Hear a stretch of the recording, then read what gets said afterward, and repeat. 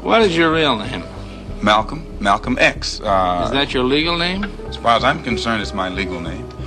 Have you been to court to establish that you are? I didn't have to go to court to be called Murphy or Jones or Smith. Excuse me for answering you this way. That's if all right. a Chinese person were to say his name was Patrick Murphy, you would look at him like he's insane, because Murphy is an Irish name, a European name, or the name that has a Caucasian or white background. And a yellow person, Chinese is a yellow man, and he has nothing to do or no connection whatsoever with the name Murphy. And if it doesn't look proper for a person who is yellow or Chinese to be walking around named Murphy or Jones or Johnson or Bunch or Powell, I think it would be just as improper for a black person or the so-called Negro in this country, as we're taught by the Honorable Elijah Muhammad, to walk around with these names.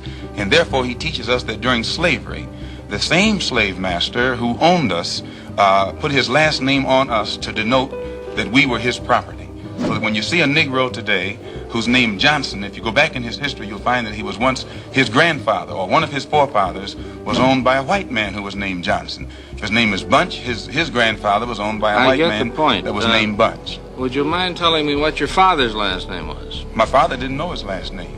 My father got his last name from his grandfather, and his grandfather got it from his grandfather, who got it from the slave master.